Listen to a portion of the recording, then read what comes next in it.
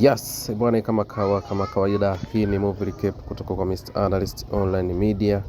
Bwana, ngoma inakwenda kwa jina la Nairobi Half Life, ikiwa inamaanisha kuwa hii movie kwanza inahusu ugumu wa jiji la Nairobi kwa wale wakazi wake au wale ambao wanakwenda kutafuta maisha ndani ya jiji la Nairobi. Ambapo sasa katika hii movie mhusika mkuu anakwenda kwa jina la Mwasi. Huyu hapa ambaye unamuona hapa akiwa anaongea.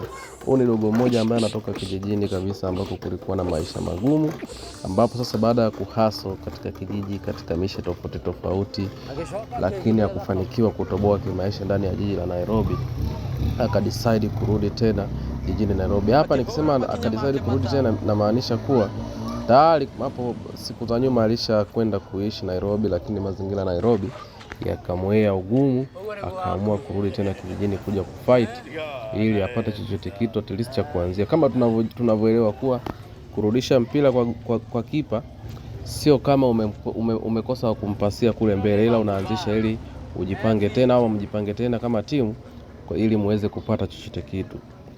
Hiyo ndo style ambayo alianzisha Mwasi kupitia Nairobi Half Life. Bwana, hili ni tambara moja kali sana ambao lilirekodiwa mwaka 2016. Lakini kubwa zaidi kama nilivyotoka kutangulia hapo, linamhusu huyo mshikaji hapo au udogo ambaye anakwenda kwa jina la Mwasi, ndo main character.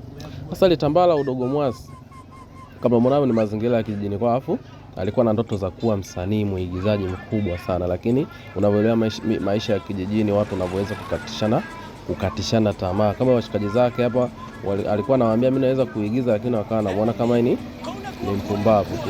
Ghafla bwana ikapita gari ya matangazo, ndio ile ambayo anaikimbilia, ambayo ilikuwa inahusu hasa masuala ya kampeni za kisiasa na kutafuta wasanii. Kama hivyo unavyoona hapo wananadi sera zao ama kutafuta audition kwa ajili ya wasanii ambao wanaweza kutumbuiza kwenye masuala yao ya kisanaa, kama hivyo ambavyo unaona. Dogo Mwasi akafika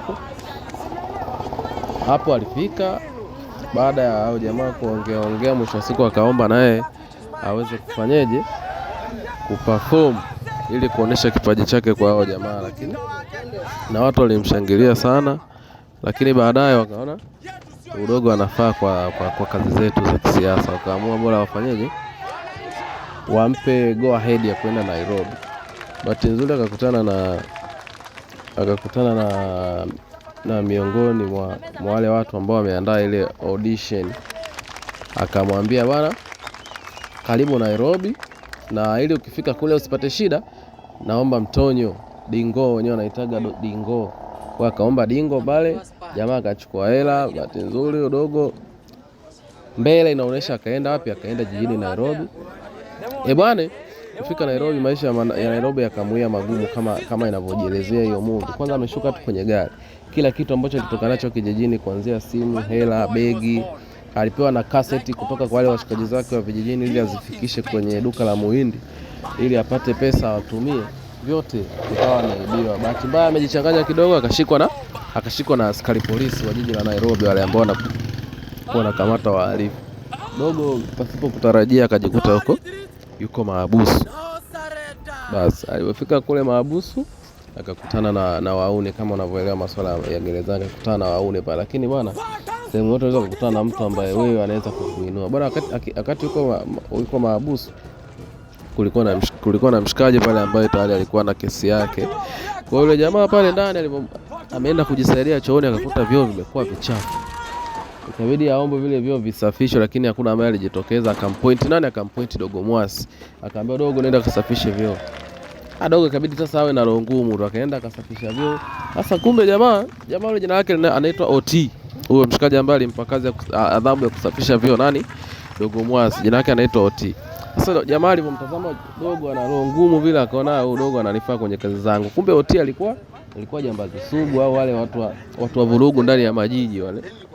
Ndio alikuwa OT. Hata kesi iliyompeleka mahabusu ilikuwa ni masuala ya kupokonya, kuiba, kwa sababu jamaa alikuwa anajihusisha na uibaji wa magari, taa za magari, rim, kila kitu ambacho kinahusiana na gari. Ndio ilikuwa kazi zake, na akiwa na genge yake, maana alikuwa na group lake la waone ambao walikuwa wanafanya kazi hizo. Basi Dogo amini Otia alimuona dogo ana roho ngumu ya kuweza kumwezesha kwenye mambo yake, akaona ananifaa kwenye gengi yangu. Dogo kwa kuwa kesi yake ilikuwa ya kawaida, akawa kwanza kuwa released pale kwenye gereza, amini pale mahabusu. Otia akamwambia sasa, dogo sikia, nenda kwenye mtafala, akamuelekeza mtaa wake ambao anafanyia hizo kazi, akamuelekeza na washikaji zake, akamwambia nenda mfuate jamaa mmoja, mwambie bwana mimi nimeelekezwa na Oti nije hapa kwa nifanyie mchongo wa kazi. Akamwambia baridi jamaa au dogo Mwasi alipotoka pale gereza, amini mahabusu, akaenda mpaka ule mtaa kweli, akakutana na mshua ule pale, akawa bwana mimi nimetoka mahabusu hapo kule, nimekutana na mshikaji wako nani Otia, amenidirect nije hapa. Kuja hapa kufanya nini? Na jamaa yuko na genge yake pao, wanamcheka. Jamaa anaitwa Dingo, wanamcheka. Uje hapa kufanya kama mimi nimekuja kutafuta life. Akaambia unatafuta life Nairobi life alitafutwi, hapa linapiganiwa. Akaambia fresh baridi, ila mimi ninachotaka hasa at least nipate kula. Akaambia basi kwa kuwa amekudirect mwamba wetu nani Oti, hiyo sio vibaya. Alichofanya jamaa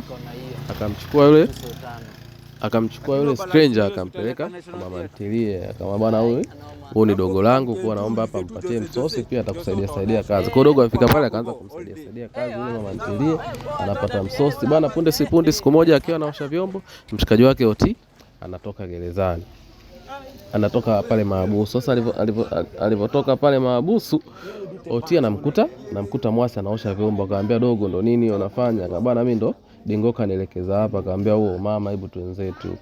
Kampeleka, akamchukua pale dogo, akaenda kujiunga na genge ya Otia. Dogo akajikuta ghafla yupo kwenye nini? Yupo kwenye kundi la majambazi, wale wanaiba taa sijui nini kwenye magari, wanauza, wanapata hela. Lakini wakati huo dogo baada anakomalia mitikasi yake ya kuigiza, akaenda sehemu tofauti kwa ajili ya audition ili aweze kuonesha kipaji, na kweli bahati nzuri Mungu akamjalia akapata sehemu moja hivi ambayo kulikuwa kunafanyika na audition na wakamkubali yule dogo. Kwa alikuwa anaiba lakini pia anaenda kwenye masuala ya uigizaji. Basi bwana, ile issue kamwambia mama kuvesha, mimi naongea na simu. Umeona hapo? Kwa dogo alipojiunga na wale, akawa usiku anapita kuiba magari, taa nini, lakini mchana anaenda kwenye audition yake kama kawaida. Basi kama jina linavyoeleza Nairobi Half Life, inamaanisha kuwa dogo alikuwa na pande mbili za utafutaji. Huko anaiba ili apate kula, lakini huko anaigiza ili atoboe, kwa sababu alikuwa na big dream za kuwa popular artist Afrika na ulimwenguni kabisa. Lakini bahati mbaya bwana, kama unavyoweza kuelewa, mshikamawili moja umponyoka, na huyu jamaa alimponyoka yote. Bahati mbaya hii movie mwishoni kabisa wakaingia kwenye dili la uibaji wa magari yale makubwa Land Cruiser zile V8 sijui nini, lakini ili dili dogo alijikuta anapoteza marafiki zake wakati waliposhikwa na maaskari katika harakati zao za kuibaiba magari. Ikabidi sasa wakakodi pistol kwa lengo la kuwa wanawateka wale wamiliki wa magari. Sasa kuna hamu wameenda kuteka magari, hawakufanikiwa. Alafu mwenye pistol alishamwaahidi tunakupa shilingi 30,000. Unajua ukumbuke 30,000 ya Kenya ni hela nyingi sana, inaweza kufika hata kwenye 600,000 na kuendelea ukikompea na huko kwetu. Wakubaliana pale 30,000. Sasa hawakufanikiwa kuiba chochote. Jamaa amerudisha pistol, akamwambia 30,000 yangu iko wapi? Bwana sisi hatujafanikiwa. Pale ikaanza vita nini, ghafla polisi wakaja. Alafu wale askari wakataka 30,000 sasa ili kesi iishie pale. Alafu mtu aliyotakiwa kutoa 30,000 ni mwenye eneo ambaye ni Dingo, ambaye aliwakopesha au aliwakodisha zile pistol. Basi wale jamaa wakaondoka, lakini Dingo hakukubali, ikabidi sasa wapigane. Kwa walipopigana askari tena wakaja wakawashika. Wakalichukua lile kundi la Oti ambayo ndo dogo Mwasi yupo, wakawachukua wakapeleka kwenye chumba kimoja hivi cha giza. Kumbe kile chumba bwana, walikuwa ukiingia mle wewe unakuwa hauna tena maisha. Kwa walikuwa askari wanaambia bwana mikono juu afu ugeukia kwenye ukuta. Wanaamua wanamtaka, wanaondoka. Sasa huyo dogo akatoa mchongo, bwana hapa tunaweza tukafa wote, kwa tukubali. Tunafanyaje? Sasa hivi wakija tunawavamia. Sasa bahati mbaya ile awamu walikuja maaskari wengi. Kweli wadogo wakaokota mawe pale ndani nini. Maaskari wamekuja kama kawaida. Fungua mlango, haya ukutani, mikono juu. Kweli wamefanya vile. Sasa madogo washikaji walishajipanga, wamekota madongo changalawe pale, wakavamia. Bahati mbaya umevamia, mmoja wao akapigwa risasi pale. Hapo kumbuka walikuwa 5. kabaki wanne. Kweli wakafanikiwa kuwadhibiti wale maaskari bila kujua kumbe maaskari walishuka wawili tu, maaskari wengine wawili walibaki nje. Wale waliposikia milio ya risasi askari wengine ikabidi waje tena ndani. Kwa walipokuja ndani wakakuta mambo yamekuwa sio mambo tena. Watu wamevamiana, sijui nini wanapigana. Issue ilikuwa ngumu. Basi pale washikaji zake wengine wakauawa. Akabaki OT pamoja na Mwasi. OT ndo akiwa mwenye silaha, akiwa anapigana pale na askari, lakini bahati mbaya naye akapigwa risasi ya kichwa. Mtu ambaye pekee aliweza kuescape pale alikuwa ni nani? Alikuwa ni Dogo Mwasi. Ukumbuke kati huo kule ambako alikuwa anaigiza, alikuwa anahitajika kwenda kufanya rehearsal ili waandae tamthilia ambayo yeye ingempeleka juu, lakini wamemsubiria mpaka akachoka, kabidi ile scene sasa wamweke mtu mwingine. Kwa Dogo kumbe alikuwa kwenye nini? Alikuwa kwenye matatizo. Kumbuke siku 3 yupo ndani, alafu kule mambo yanamwendea kombo.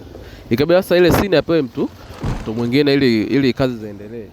Kwa walipofanikiwa kuescape pale, direct akaenda wapi? Akaenda kwenye jumba la sinema lile ambalo lilikuwa linamhitaji, lakini bahati mbaya amefika pale, mchongo umekuwa mchongoma. Kwa Dogo ikawa amepoteza kote. Ameiba lakini hajafanikiwa chochote, lakini pia huku amekuja kuigiza, lakini mambo ameshafanyaje? Yameshaharibika. Kwa hiyo ilikuwa ni recap ya Nairobi Half Life, na kuomba unaweza ukaenda kuichukua yote au kaitazama yote pale YouTube ipo, afu utakuja kurudisha comment yako hapa kuhusiana na hilo tambala.